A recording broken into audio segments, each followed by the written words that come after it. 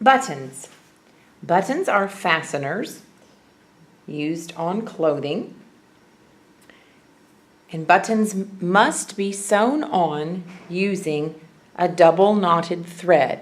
So that means I have pulled my thread through my needle so that both ends of my thread are even, and I engage both threads in the knot at the same time. To do your buttons, you need to take your sample fabric, fold it in half, and determine where you want to place your buttons. I'm going to simply put a mark for each button near the right-hand side fold. There are two different types of buttons you'll be sewing on. One is called a button with a shank. So as you can see, hopefully,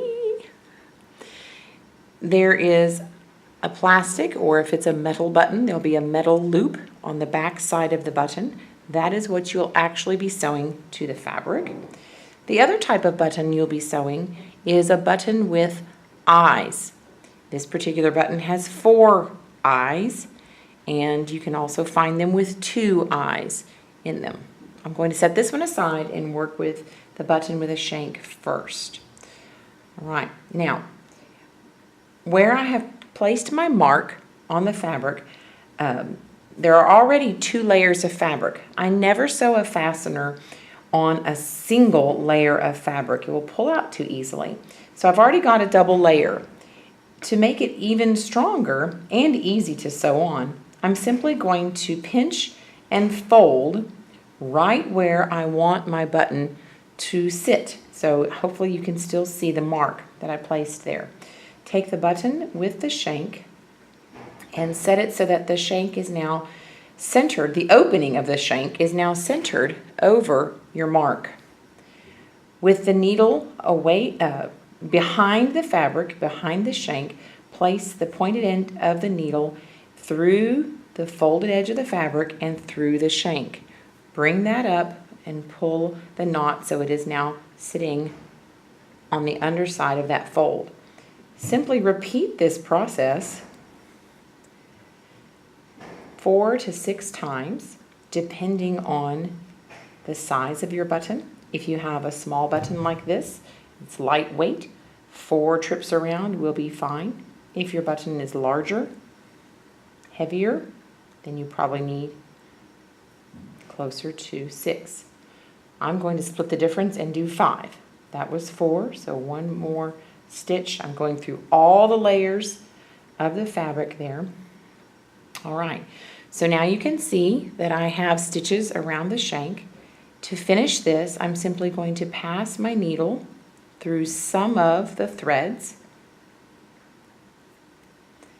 and pull this up tight. This would be the equivalent of my anchor stitch on my other hand sewing techniques. Now in a similar place, take another stitch, and before my thread is pulled all the way up, I'll pass the needle through the loop, and then I'll pull this tight, nice and tight.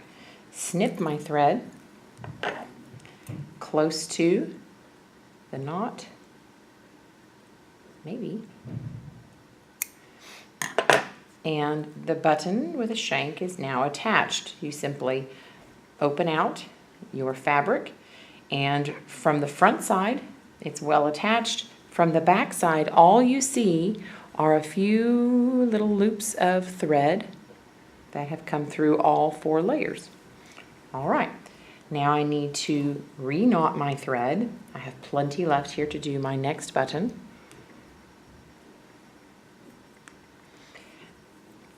So get my button close by, and in a very similar fashion, I'm simply going to fold my fabric again so that the place where I want my button to sit is right on the edge of this fold. So you can see that mark there.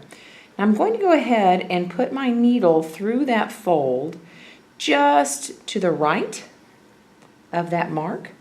And now I'll take my button and place it on my needle. I hope that you can see that. Now, in addition to this, I need a straight pin. You can also use a toothpick.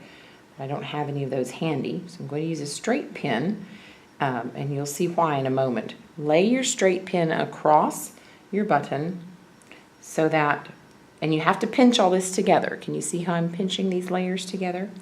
Pull your needle through the bottom eye or hole, and now the knot is living behind the fabric and behind the button. Place your needle in the upper eye, directly above the eye that you came through. All right, so now I have one complete stitch through that eye. Again, from the back side, take a stitch through the fabric and through the eye of the button. Pull that stitch up. I'm stitching over the pin. Go back through the top. I'm going to do this 4 times on this side. That was 2.5. There's 3 finished. 1 more stitch makes 4. All right, now readjust my pin so it's not lopsided. Simply from the back side, move the needle over until it's coming through the fabric and the other lower eye. Hopefully you can see that. Repeat the process. 1,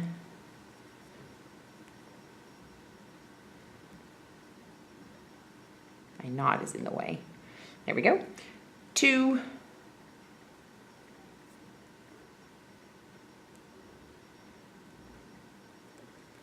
3, 1 more,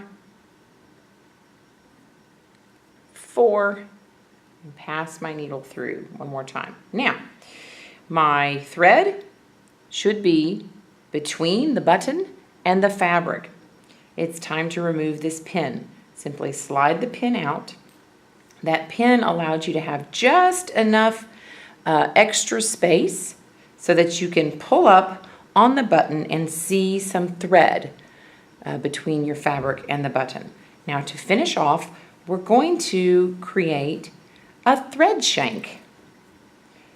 Okay, so the other button had an attached shank that lifts it up off the fabric, which will allow the other, on a garment, the other layer of fabric that has the buttonhole to come around and live around it without puckering. We need to do that, we need to create that for the regular eyed button. So giving this a little tug right here, take your thread, I've dropped my needle on the table, take your thread and simply wrap it around under the button several times. Now pick your needle back up, take the needle through, I'll go this direction, through some of those threads. All right, this is our anchor stitch. Pull that up tight. Now take another stitch, pass your needle through the loop, pull tight. And now snip the threads close. Get closer than that. All right, so then when you unfold this, give it a tug. On the back again, you should only see the small stitches. And from the front, that button is attached, but it's also lifted up off of the fabric enough so that another layer could come around with the buttonhole. All right, those are the 2 styles of buttons.